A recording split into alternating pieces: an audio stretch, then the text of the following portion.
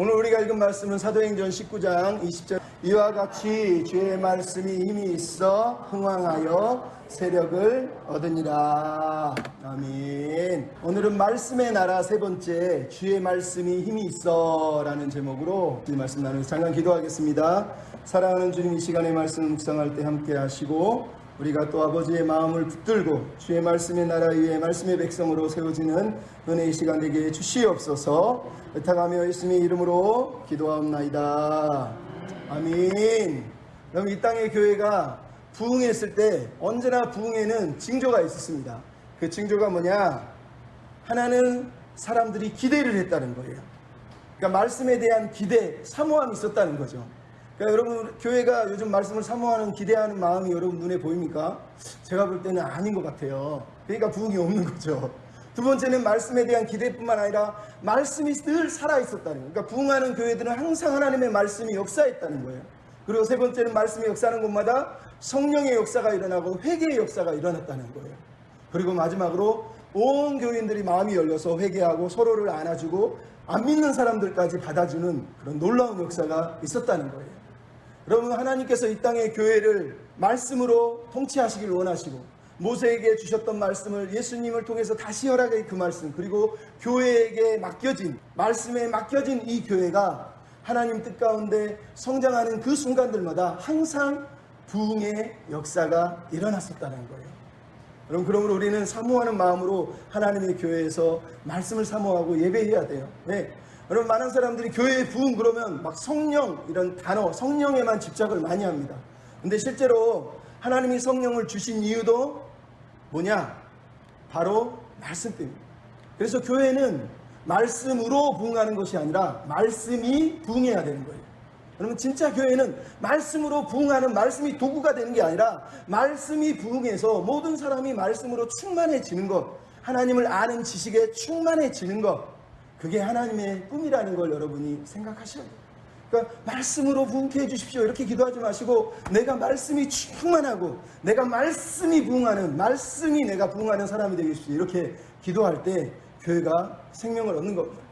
여러분, 우리가 성경을 보면 요한복음 14장 이렇게 되어 있죠. 한번 읽어볼까? 시작. 보혜사 곧 아버지께서 내 이름으로 보내실 성령, 그가 너희에게 모든 것을 가르치시고 내가 너희에게 말한 모든 것을 생각나게 하리라. 교회가 부흥하기 위해서 필요한 게 뭐예요? 하나님이 성령을 보내셨다는 거예요. 근데 성령이 하시는 일이 뭐라고요? 말씀을 생각나게 하는 것이다 라고 요한복음 14장 26절에 말씀을 하고 있어요. 여러분, 왜요?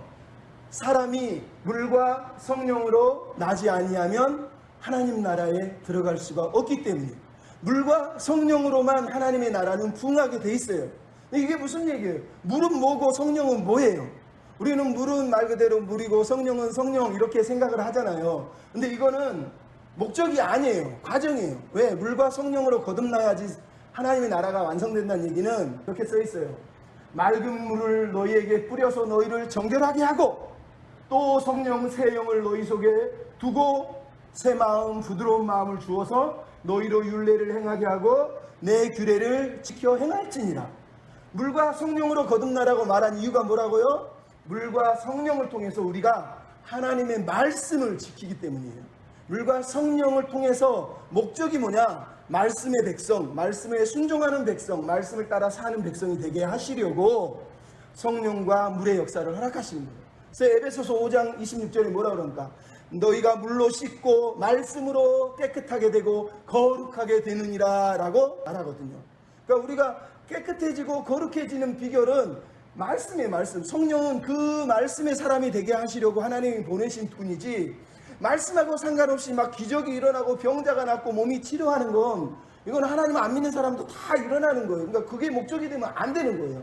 그러니까 교회는 왜 성령이 역사해야 되느냐? 우리가 말씀의 사람이 되게 하시려는 거예요. 말씀의 사람. 여러분, 성경에서 우리가 제일 말씀의 역사가 나타났던 곳이 사도행전이에요. 사도행전이 무슨 뜻인지 알죠? 사도들이 행했던 이야기예요. 근데 이 사도행전의 주제가 뭐냐? 어떤 사람은 사도행전을 성령행전이라고 말합니다. 왜? 성령님이 사도를 통해서 나타났기 때문이라는 거예요. 근데 그건 현상적인 거예요. 사도행전은 결론을 얘기하고 있어요. 뭐냐? 사도행전은 말씀행전이라는 거예요. 따라서 합시다. 말씀행전.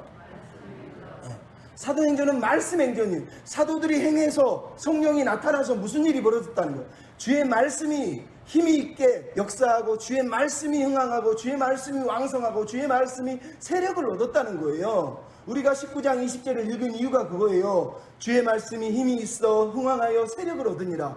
그러니까 사도행전은 사도행전 저자가 결론을 내면서 항상 이 성령의 역사의 결론 마지막 부분에 마지막 이야기를 들려줘요. 사도행전을 잠깐 우리가 살펴봅시다. 먼저 예루살렘 교회가 있어요. 여러분, 우리가 아는 예루살렘 교회가 어떤 교회예요? 오순절에 성령의 다락방의 역사가 일어나더니 수많은 사람들이 모여서 제일 먼저 뭐 했어요? 사도들의 가르침을 받았다는 거예요. 사도들이 가르치는 하나님의 말씀을 받았다라고 얘기하는 거예요. 그러면서 날마다 모여서 성전에서 기도하고 말씀을 배우고 교제하고 이런 일들이 벌어진 거예요. 근데 여러분, 사도행전 6장으로 넘어가면 무슨 일이 벌어져요? 사람들이 엄청나게 몰려오는데 히브리 사람과 헬라인들이 서로 가난한 사람이 많으니까 구제하는 일에 열심을 내다 보니까 사도들이 말씀을 가르치고 기도하는 게 힘써야 되는데 그러지 못하고 뭐를 했어요? 자꾸 돈 계산하고 여기 얼마 주고 여기 얼마 주고 여기 얼마 도와주고 여기 얼마 도와주고 자꾸 도와주는데 목숨을 걸었단 말이에요. 그때 사도 베드로를 비롯한 사도들이 결론을 내렸어요. 우리가 하나님의 말씀을 가르치는 것 그리고 기도하는 것 이 두 가지를 제쳐놓고 다른 걸 하면 안 되겠구나 라고 얘기했다는 거예요. 그래서 집사들을 세워서 일을 하게 하고 사도들은 기도하는 일과 말씀 사역에 힘썼다라고 얘기하는 거예요. 여러분, 접대하는 거 구제하는 거 나쁜 게 아니에요. 근데 6장 2절에 뭐라고 그랬어요? 하나님의 말씀을 제쳐놓고 접대를 일삼는 것이 마땅하지 않다는 거예요. 여러분, 이 땅의 교회가 이런 걸 잘 기억해야 돼요. 우리가 섬기고 구제하고 남을 위해서 봉사하고 헌신하는 거 절대 나쁜 거 아닙니다. 하지만 그게 주가 되면 안 돼요.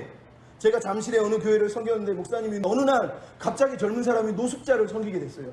그러니까 가난하고 막 길거리에 역에 막 노숙자 막 술 먹고 냄새 나는 사람들을 교회에 데려다가 섬긴 거예요. 그러니까 소문이 나서 막 기자들이 와서 사진을 찍고 신문 기사를 낸 거예요. 그러다 보니까 이분이 나이가 젊은데 어느 순간부터 교회에서 설교 말씀을 성경을 가르치지 않아요. 그리고 매일 노숙자를 불러서 1,000원씩 2,000원씩 나눠주고 선교를 하는 거예요. 교회가 부흥된 게 아니라 교인들이 쪼개져서 다 나눠버렸어요. 왜 노숙자만 선교하냐 이거예요. 성도들이 있는데 말씀으로 가르쳐서 양육을 해야 되는데 말씀을 안 가르치고 매일 구제하고 도와주고 나눠주는 일만 한다는 거예요. 그래서 그 교회가 난리가 났단 말이에요. 저 그걸 보고 너무 아팠어요. 그래서 제가 말씀을 가르치려고 했었지만 그 다음 얘기는 안 하겠습니다. 중요한 건 교회는 말씀이 기본인 거예요. 기본. 그것 위에 구제하고 그것 위에 선교를 하고 그것 위에 봉사를 하는 거지 말씀 없이 행하는 모든 것은 잘못된 거예요. 근데 사도행전이 그래서 예루살렘 교회가 엄청나게 부흥을 했어요. 막 사도들이 손을 대면 병자도 나았고요. 놀라운 일이 벌어졌어요. 근데 사도행전 저자가 사도행전의 예루살렘 교회 마지막 결론을 어떻게 내리느냐 이렇게 써 있어요. 하나님의 말씀이 점점 왕성하여 예루살렘에 있는 제자의 수가 더 많아지고 허다한 제사장의 무리도 복종하니라. 여러분 같으면 어떻게 쓰겠어요? 야, 성령이 나타나고 병자가 낫고 막 기적이 일어나더라 이렇게 써야 되는 거 아닙니까? 근데 사도행전 저자는 예루살렘 교회의 모든 역사의 마지막 결론이 뭐냐? 하나님의 말씀이 왕성해서 부흥이 일어나. 하나님의 말씀 때문에 제사장들도 복종했다고 얘기하는 거예요. 무슨 얘기하는지 아시죠? 이게 하나님의 말씀이 얼마나 중요했는지 사도행전이 증거하는 거예요. 자, 두 번째 빌립과 사마리아의 교회라고. 예루살렘 교회가 하나님의 말씀을 전도를 안 하니까 하나님이 환란을 보내서 교회가 흩어지게 돼요. 그래서 많은 예루살렘 교인들이 막 여기저기 막 유대 땅으로 사마리아 땅으로 흩어지게 돼요. 근데 그 중에 흩어진 사람 중에 빌립이라고 하는 사람이 사마리아에 가서 전도를 합니다.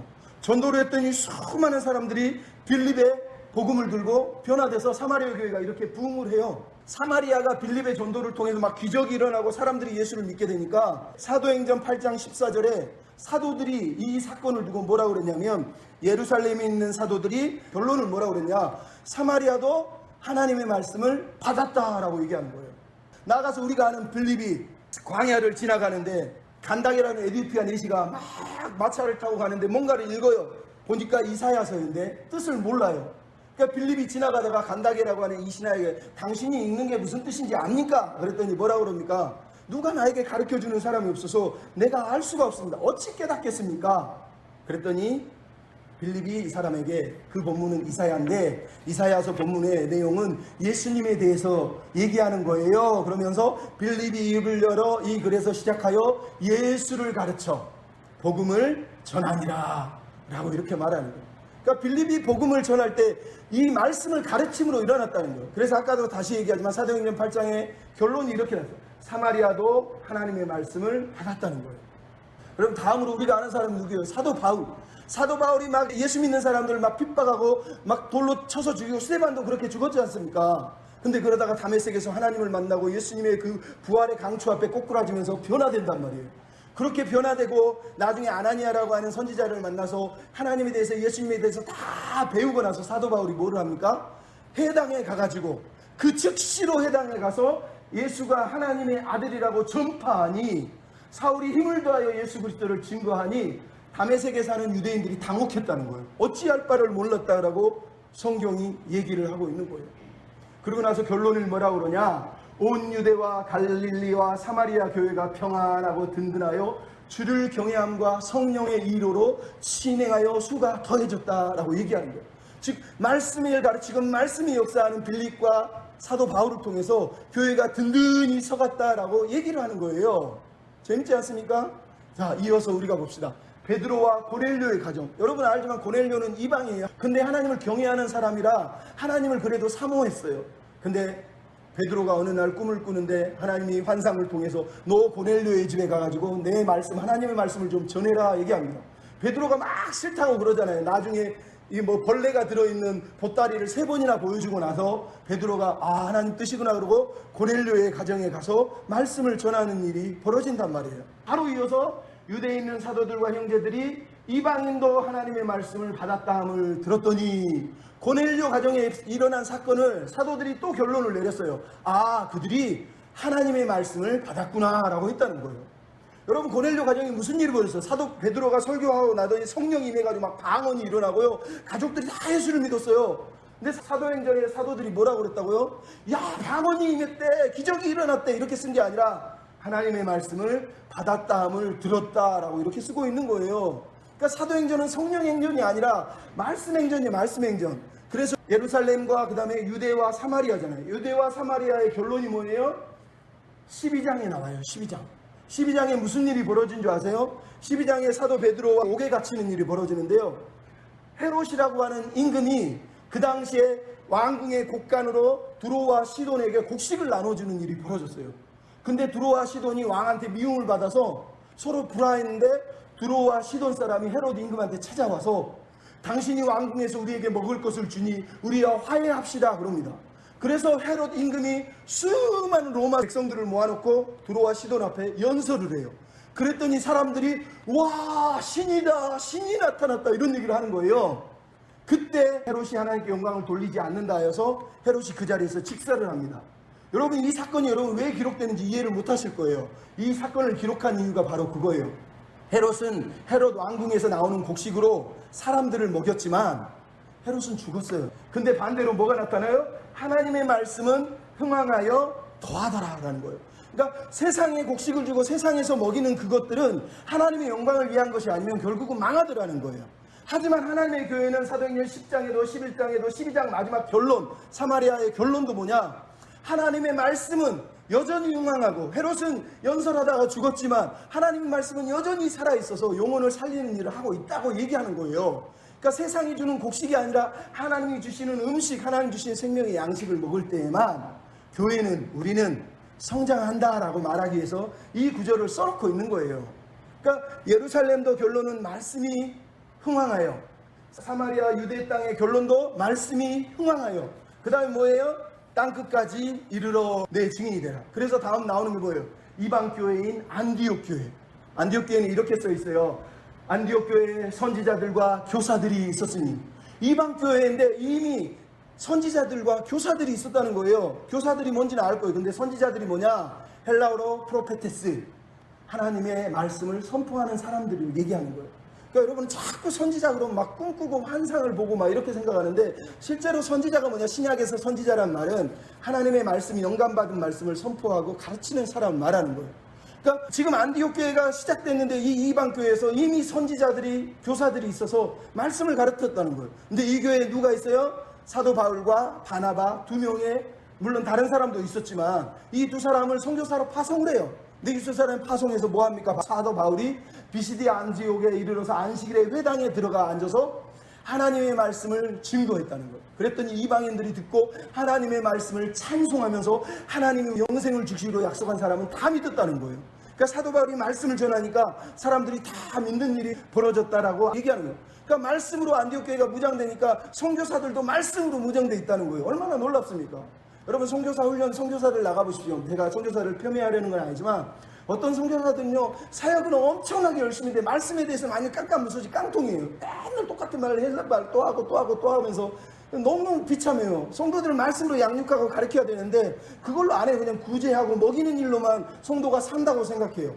실제로 그런 일이 있어요. 제가 필리핀에 선교할 때 어느 선교사님이 저 시골에 까맣고 키가 작은 필리핀 인디언들이 있어요. 필리핀에도 원주민들을 섬기는데 처음에는 뭔지 아세요? 한국에서 쌀 공수에다가 쌀 먹이고 막 음식 가져다가 막 줬어요. 그랬더니 음식 주는 때가 되면 교회에 막 여기저기 사람들이 다 몰려오는 거예요.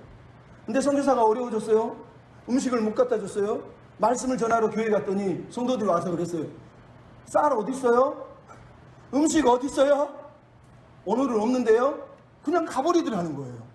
그래서 그분이 거기서 회개하면서 쌀로 복음을 전하면 안 되겠구나. 말씀으로 먼저 무장시키고 그리고 내가 섬겨야 되겠구나. 자기 마음을 정립했다는 거예요. 얼마나 중요한지 몰라요. 말씀이 그래서 중요한 거예요. 여러분, 그래서 결론이 써 있어요. 주의 말씀이 그 지방에 두루 퍼지니라. 땅끝까지 이르러 가는데 사도행전 저자가 내린 결론이에요. 13장 49절에 BC 안디옥을 비롯해서 이제 다른 지역에 말씀이 두루 퍼지는 일이 벌어졌다는 거예요. 얼마나 사도행전 저자가 지금 예민하게 이 말씀을 계속 강조하는지 들어야 돼요. 15장에 보면 예루살렘 교회 회의가 열립니다. 이방인들이 하나님을 믿겠다고 말하는데 유대인들이 니네들 율법을 안 지키면 하나님의 백성이 될 수가 없어 그러면서 율법을 지키라고 말하는 거예요. 그래서 사도들이 모여서 이방인들에게 율법을 지키게 할까 지키게 말까 회의를 하는 거예요. 근데 이 회의에서 베드로가 제일 먼저 입을 열어 말합니다. 뭐라 그러죠? 하나님이 이방인들로 내 입에서 복음의 말씀을 듣게 하시려고 나를 세우셨습니다. 고넬료가 그 증거입니다. 그러면서 하나님의 말씀을 들었던 이방인들은 율법과 상관없이 하나님의 백성이 될 수 있다고 얘기를 하는 거예요. 그랬더니 예루살렘 수장이었던 야고보 사도가 또 일어나서 얘기합니다. 시몬이 했던 말이 성경의 선지자들이 했던 그 말씀하고 일치한다는 거. 그래서 우리도 이 말씀대로 가르치고 이 말씀대로 행하게 해야 된다. 이게 주의 말씀이다 라고 결론을 내렸다는 거예요. 그래서 회의가 끝나고 이방인들이 하나님의 말씀에 붙들려서 하나님의 백성으로 성장했다라고 성경이 알려주고 있는 거예요. 이때 여러 교회가 이 말씀을 통해서 믿음이 굳건해지고 날마다 수가 더해졌다는 거예요. 이게 말씀을 가르치고 말씀으로 살게 했더니 교회가 부흥했다고 얘기하는 거예요. 여러분 감사하지 않습니까? 나아가서 베레아교회 우리가 이미 잘 알잖아요. 베레아교회 성도들은 날마다 말씀을 상교회, 심지어 사도 바울이 설교를 해도 이 말씀이 하나님 말씀하고 맞는지를 비교를 하면서 이게 틀리면은 사도 바울도 당신 하나님 말씀하고 틀리게 말하는 것 같은데 라고 얘기할 정도라는 거예요. 그러니까 성도들이 이 정도로 깨어있고 말씀을 사모했다고 성경이 우리한테 가르쳐 주는 거예요. 그러니까 여러분 자꾸 너무 신앙이 무식하게 사는 것도 그런 건 아니에요. 믿음은 순수해야 되지만 말씀으로는 무장해야 되는 거예요. 말씀이 무장된 백성이 돼야 되는 거예요. 이것이 그러한가? 얼마나 감사한 단어가 나오는지 몰라요. 자, 이건 빨리 넘어가고 제일 중요한 거. 여러분 말씀으로 교육받은 에베소 교회. 여러분 이방 교회가 땅끝까지 이르는데 그 징검다리 역할을 하는 교회 중에 하나가 에베소 교회. 그리스에 있는 그리스랜다. 죄송합니다. 소아시아. 에베소 교회를 이렇게 써있어. 사도 바울이 에베소에 가서 회당에 들어가서 3달 동안 담대히 하나님의 말씀을 강론하고 권면하고 강론하고 가르쳤다는 거예요. 여러분 말씀을 쪼개고 우리식으로 말씀을 낱낱이 설명하고 가르쳤다고 얘기하는 거예요. 그리고 두란노선을 세워서 2년 동안 그러니까 총 3년 동안 하나님의 말씀을 엄청나게 말씀을 가르치고 강론하는 일이 에베소 교회에 일어난 거예요. 그래서 에베소 교회가 부흥을 했는데 말씀을 가르쳐 나니까 사람들이 막 병자들을 데리고 옵니다. 사도 바울이 막 기도를 하면 병자들이 났습니다. 나중에 무슨 일이 벌어진 줄 아세요? 사람들이 몰려와서 자기 집에 있는 마술책을 끌어다가요 다 에베소 광장에다 놓고 불질러서요 마술책 우상책을 다 불태워버리는 일까지 벌어지는 거예요. 그럼 우리 같으면 뭐라고 그래야 되겠어요? 성령이 역사했다, 막 기적이 일어났다 이래야 되지 않나요? 근데 성경은 이렇게 결론을 내린 거예요. 오늘 우리가 읽은 거예요. 이와 같이 주의 말씀이 힘이 있어 흥왕하여 세력을 얻으니라. 여러분, 사도행전 저자가 지금 무슨 말을 하려는지 알겠습니까? 우리가 사는 길, 교회가 사는 길은 다른 게 아니에요. 말씀을 배우고 말씀을 묵상하고 말씀의 강론을 통해서 우리 영혼이 깨어지고 변화될 때, 그때 교회가 말씀을 통해서, 아니 말씀이 힘을 얻고 말씀이 부흥하는 일이 벌어진다고 얘기하는 거예요. 그러니까 여러분, 말씀을 사모해야 되지 않겠습니까? 옆 사람한테 한번 인사하세요. 말씀을 사모합시다. 네, 말씀을 사모해야 돼요. 여러분, 사도행전 마지막은 누가 나옵니까? 사도 바울이 로마 감옥에 쇠고랑을 차고 갇혀있는 일이 벌어져요. 그러다가 은혜로 잠깐 풀려나가서 자기 집 셋집에서 또 잠깐 지낸 일, 그러니까 가택연금을 당하는 일이 벌어져요. 근데 이렇게 써 있어요. 사흘 후에 바울이 유대인들을, 높은 사람들을 다 자기 셋방에 불러 모으고 이스라엘의 소망에 대해서 하나님의 나라를 전파하고 주 예수 그리스도에 관한 모든 것을 거침없이 담대히 가르치더라. 이게 사도행전의 마지막 얘기예요. 마지막 얘기. 그러니까 사도행전은 처음부터 끝까지 지금 무슨 일이 벌어지고 있는 거예요. 예루살렘과 유대와 사마리아와 땅끝까지 복음을 증거하고 성령이 임해서 복음을 증거했는데 무슨 일이 벌어진 거예요? 주의 말씀이 힘이 있어 흥왕하여 세력을 얻어서 말씀이 부흥하는 일이 벌어졌다고 얘기하는 거예요. 그래서 마지막 사도 바울도 죽기까지, 나중에 목이 잘려 죽잖아요. 그럼에도 불구하고 여전히 감옥에서도, 감옥에 풀려나서 잠깐 가택연금할 때도 말씀을 가르치는 일이 벌어졌다는 거예요. 여러분, 왜 말씀이 중요합니까? 하나님의 나라가 말씀의 나라예요. 왜? 마지막 날에 우리 주님이 세상을 심판하실 때 말씀으로 심판하실 거예요. 이미 우리가 이사야 11장 4절에 뭐라 그럴까? 그 입의 기운으로, 그 입술의 기운으로 세상을 통치하신다고 말해요. 계시록에 보면 이렇게 써있잖아요. 계시록 1장 16절에 예수께서 그 입에 좌우의 날성검이 나온다고 얘기하고 있어요. 그 입에서 좌우의 날성검, 이게 뭐예요? 말씀을 얘기하는 거예요. 2장 16절에도 똑같아요. 회개하라, 그렇지 않으면 내 입의 검으로 너희와 그들과 내가 싸울 것이다 라고 얘기하는 거예요. 예수님의 말씀으로 심판한다는 얘기예요. 19장 16절에도 똑같아요. 그 입에서 예리한 검이 나와서 만국을 치겠다라고 얘기합니다. 마지막으로 19장 21절에도 그 나머지 말탄 자들 입의 검으로부터 죽이더라 라고 얘기합니다. 이거는 상징이에요. 무슨 상징? 말씀의 검으로 예수님은 통치하시고 하나님이 우리를 심판하신 것도 말씀의 검으로 우리를 심판하실 거라는 거예요. 그러니까 우리가 하나님 앞에 서기 위해서 필요한 게 뭐예요? 말씀의 사람으로 무장하고 말씀의 사람이 되어서 하나님 앞에 사는 거예요. 여러분, 말씀의 사람이 되시길 바랍니다. 교회를 살리고 싶습니까? 교회가 부흥하기를 원하십니까? 우리가 말씀이 부흥해야 돼요. 말씀을 사랑해야 돼요. 말씀은 전혀 관심이 없는데 어떻게 부흥합니까? 말씀을 사모하는 자를 통해서 하나님은 역사하시는 거예요. 지난주 우리가 1904년에 이반 로버츠가 영국에서 웨일즈 지방에서 막 엄청난 부흥이 일어났던 이야기 여러분 기억하십니까? 근데 1904년이에요. 그때가 20세기 초반이라는 거예요. 근데 우리나라에도 여러분 1907년에 평양 대부흥이라고 하는 부흥이 일어나서요. 평양의 온 시내에 수많은 사람들이 하나님을 믿는 부흥이 일어나요.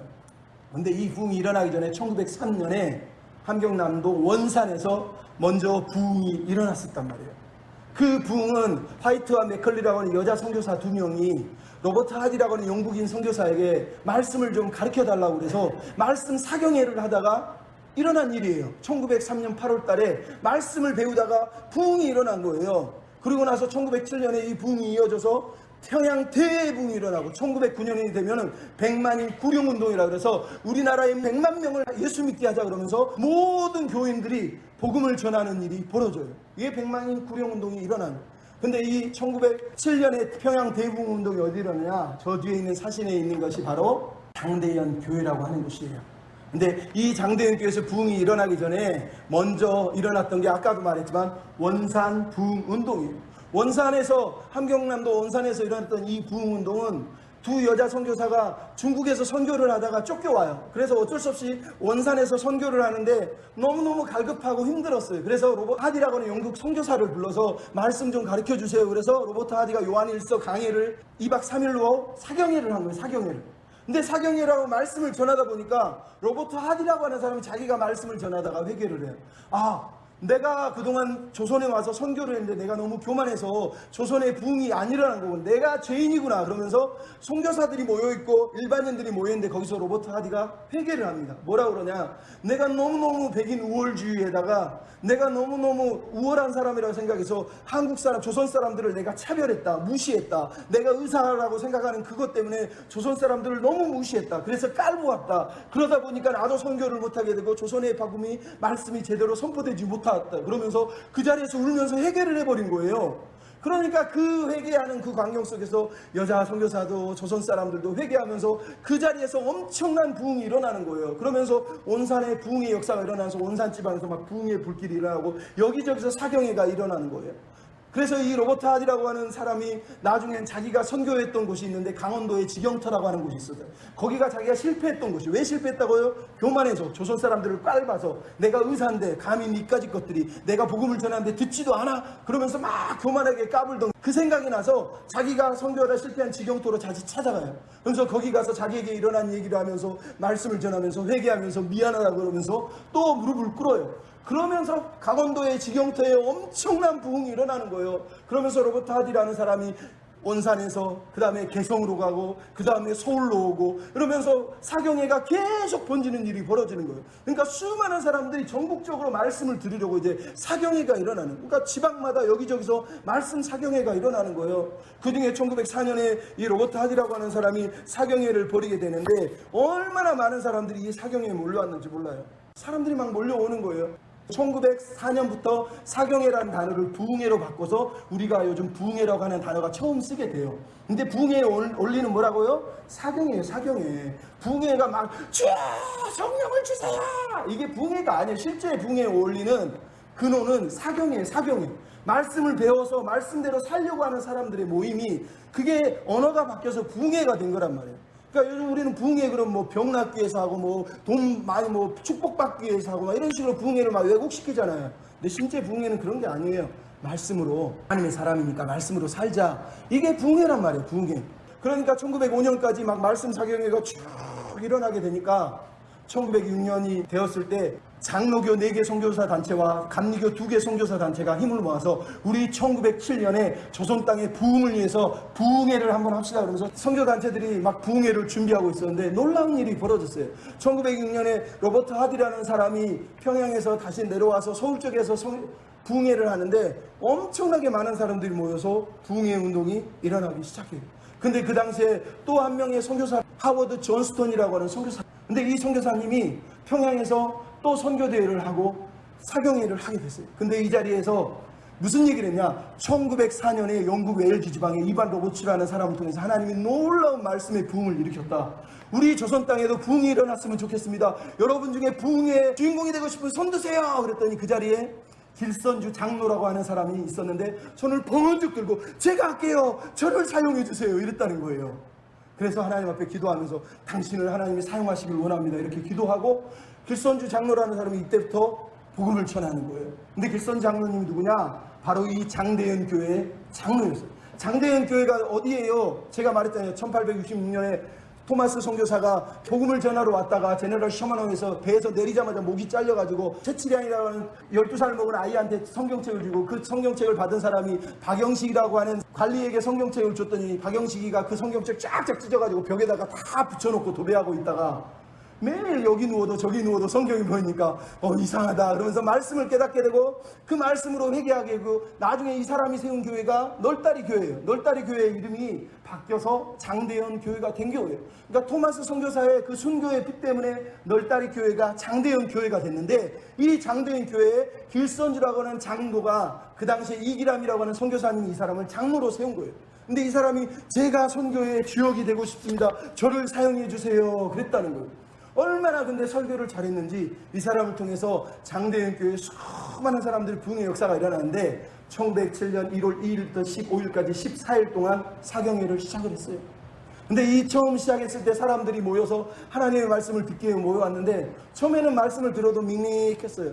근데 마지막 13일째 14일째 되는 날 길선주 장로가 막 설교를 하면서 말씀을 이끌다가 성도들 앞에 회개를 합니다. 저한테 제 친구가 죽으면서 $100를 줬는데 자기 부인이 혼자 사니까 그 부인을 도와주라고 100달러를 주라고 줬는데 제가 그 100달러를 인마에 포켓해서 제가 유용을 했습니다. 제가 나쁜 죄인입니다. 도둑놈입니다. 그러면서 장로가 그 당시 목사가 되기 전이니까 거기서 막 회개를 해버리는 거예요. 그래서 내일 당장 아침에 가서 이 100달러를 갚겠습니다. 그러면서 회개하는 일이 벌어져요. 실제로 가서 갚아줘요. 그랬더니 그 장로님의 회개를 통해서 여기저기서 사람들이 회개하는 일이 벌어지고 그 다음날에도 예배가 안 끝나고 또 예배가 계속 진행되고 예배가 계속 진행되고 일주일 후에 또 예배를 하는데 사람들이 막 떼거리처럼 몰려와서 처음에는 한 500명 모이기로 했던 평안남도 도사경회가 나중에는 막 2,000명 막 3,000명씩 모여오면서 막 부흥회가 일어나는 거예요. 수많은 사람들이 모여서 회개하고 하나님께 돌아오고 여기 보세요. 막 사람들이 장대현 교회로 막 몰려와고 설교 들으려고 막 서울에서 저 밑에서도 몰려오고 막 저기서도 몰려오고 말씀을 듣고 싶어서 말씀을 사모해서 몰려온 사람들이 그렇게 많았다는 거예요. 수많은 사람들이 몰려와서 하나님의 말씀을 듣고 하나님 앞에 회개하고 그래서 이렇게 평양 대부흥이라고 하는 놀라운 부흥의 역사가 일어났다는 거예요. 근데 이 부흥이 일어났을 때 무슨 일이 벌어진 줄 아세요? 어떤 사람은 선교사의 음식을 관리하는 조수인데 선교사가 이 사람처럼 정직한 사람이 없어 그랬는데 이 사람이 부흥에 참석하고 나서 그 자리에서 회개하면서 제가 우리 선교사님을 속이고 제가 돈을 훔치고 제가 돈을 도둑질했습니다 그러면서 제가 당장 갚겠습니다 그러면서 회개하는 일이 벌어지는 거예요. 한 사람은 선생님인데 조선 사람인데 선교회에서 땅을 위해서 땅 좀 사달라고 그랬더니 500달러라고 그랬다는 거예요. 그러면서 500달러를 받았는데 실제로 자기가 땅은 80불밖에 안 됐다는 거예요. 그러니까 420달러를 도둑질한 거예요. 그러니까 설교 듣고 부흥회에 참석한 이 사람이 제가 죄를 지었습니다. 420달러를 도둑질했습니다. 그러면서 선교사님한테 가져다 드리겠습니다. 그러고 가져다 드리면서 또 어떤 사람은 꼬마 아이인데 선교사 밑에서 또 조수로 일하는 사람인데 4달러를 도둑질해요. 4달러를. 그 4달러 도둑질한 거 말씀 듣다가 회개가 되거든요. 제가 우리 선교사님한테 찾아가서 이 4달러를 갚을게요. 그러면서 무려 몇십 킬로가 떨어진 선교사 집에 찾아가서 4달러를 주면서 잘못했어요. 회개하는 일이 벌어졌다는 거예요. 어떤 사람은 엄청나게 부자가 돼서 살게 됐어요. 근데 그 사람 고향은 다른 데 있었는데 자기 자녀도 있고 아내도 있는데 자기가 외지에 나와서 부자가 되니까 부자가 돼서 거기서 또 아내를 두고 아이들을 두고 살았다는 거예요. 그러다가 부흥회를 참석하니까 놀라운 일이 벌어져. 이 사람이 거기서 회개를 하면서 내가 지금 여기 있는 이 아내와 딸에 대해서 평생 보장을 해주겠지만 나는 우리 아내에게 돌아가서 죄를 회개하고 우리 아내를 섬기며 우리 자녀를 섬기겠습니다. 그래서 그 자리에서 회개하고 돌아갔다는 거예요. 한 여자는 예배드리자 말고 제가 간음을 했습니다 그러면서 용서해 주세요. 남편이 진짜 깜짝 당신이 이 나쁜 년 이런 게 아니라 그 자리에서 손을 잡고 기도하고 회개하는 이 여인을 끌어안며 용서해 줘. 하나님이 당신을 사랑하면서 부부가 하나 되는 일이 벌어졌다는 거예요. 어느 깡패 도둑놈이 사람들이 막 몰려가니까 자기도 모르게 여기 평양 부흥회를 따라간 거예요. 따라가서 앉아있는데 사람들 왜 이렇게 많은 뭐야 하다가 거기서 예수를 믿게 돼요. 아 내가 죄인이구나 깨달아서 평양에 있는 일본 순경에 가가지고 내가 잘못했어요. 나를 좀 감옥에 가둬주세요. 당신이 무슨 죄를 지었는지 증인도 없는데 내가 어떻게 가두냐. 당신 가둘 수가 없다고 풀어줬다는 거예요. 그러고 나서 일본 순경들이 저기가 무슨 일이 이상한데 그러면서 이제 순경들이 와가지고 평양 대붕에 몰래 감찰하기 위해서 찾아온 거예요. 근데 설교를 듣다가 일본 순경이 말씀을 믿고 회개를 해요. 하나님을 받아들인 거예요. 그러면서 모든 걸 다 덮고 여기는 아무 일도 없이 그러면서 돌아갔다는 거예요. 여러분 이런 일이 실제로 여기에서 일어났다는 거예요. 얼마나 놀라운 일이 벌어진 줄 아세요? 이 일이 하나님의 말씀을 사모하는 사람들을 통해서 일어난 거예요. 하나님을 사랑했던 사람, 그 중에 가장 중요한 사람이 뭐냐? 길선주라고 하는 장로님.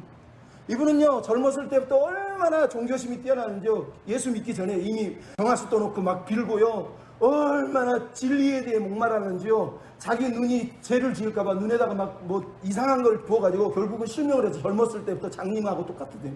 아합을 못 봤다는 거예요.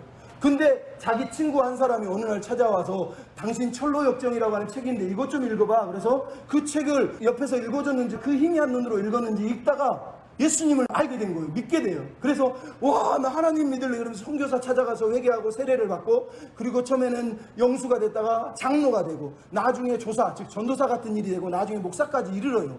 근데 이분이 눈이 앞에 안 보이잖아요. 근데 아까 선교사의 설교를 듣고 뭐라고 그랬어요? 내가 이 평양 선교의 주역이 될래요. 나를 사용해 주세요. 이런 사람이 실제로 거의 장님하고 똑같았다는 거예요. 근데 이 사람이 성도들 앞에서 하나님의 말씀을 가르치는데 얼마나 놀랍게 가르치는지 선교사들이 이 사람이 어떻게 이거를 다 알고 있냐는 거예요. 눈이 안 보이는 사람이 말씀을 줄줄줄줄 깨면서 가르치더라는 거예요. 이렇게 놀라운 설교자, 한국이 낳은 최고의 설교자라고 길손주 장로님을 칭송할 정도였다는 거예요. 눈이 안 보이는데도 하나님이 이 사람을 사용하신 거예요. 그래서 이 삭가슨 장로님, 그 옆에 있는 두 명, 사무엘 마페과 이기람 선교사님을 통해서 이 사람이 말씀으로 세어나고 한국의 놀라운 평양 대부흥의 역사가 일어났던 거예요. 제가 왜 이 얘기를 들려주는지 알겠어요? 지금도 여러분 이 땅에 부흥이 필요합니다. 어떤 부흥? 말씀의 부흥.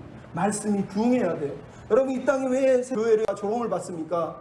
우리가 말씀대로 살지 않기 때문이라는 거예요. 그럼 그걸 잊으면 안 돼요. 여러분 말씀 앞에 회개한 수많은 주의 백성들 제가 들려줬잖아요. 하나님 말씀 앞에 서니까 회개하더라는 거예요. 말씀 앞에 어쩔 수 없는 우리 자신을 보고 회개하더라는 거예요. 우리도 말씀 앞에 서야 되는 거예요. 그럼 말씀 앞에 서야 돼요. 여러분 2007년 평양 대부흥 100주년 기념대회를 7월 8일 날 저기 상암 월드컵 경기장에서 했어요. 전국 전 교회 목회자들과 그리고 강사로 옥하는 목사님을 세웠어요. 근데 옥하는 목사님이 강사로 서서 평양 100주년의 그 부흥을 우리에게도 주십시오라고 설교를 맡겼는데 이분이 설교 때 무슨 설교를 했냐? 요한계시록 3장 1절로 8절에 나와 있는 사도교회 얘기를 한 거예요. 사도교회. 예수님이 사도교회에 뭐라고 그랬냐? 너는 살아있는 것 같지만 실제로는 죽었느니라. 죽었느니라.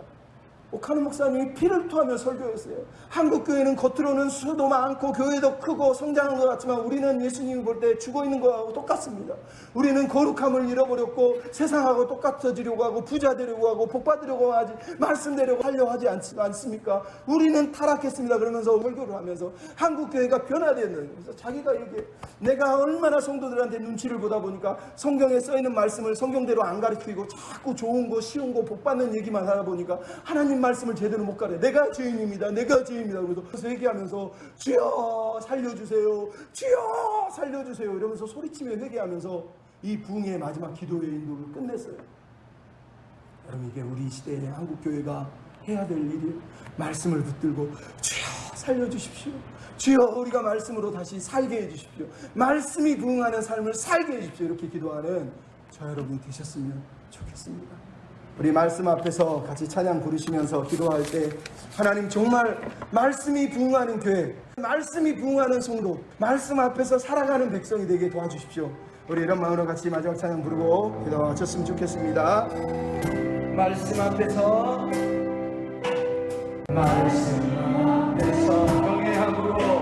경외함으로 주께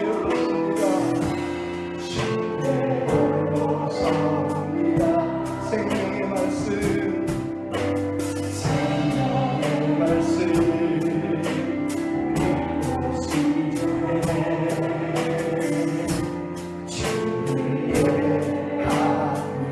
기록된 말씀이 있습니다. 기록된 말씀 있어서 지금 거룩하게 하고 거룩한 말씀 세세 영원히 복음이 되어 말씀하시며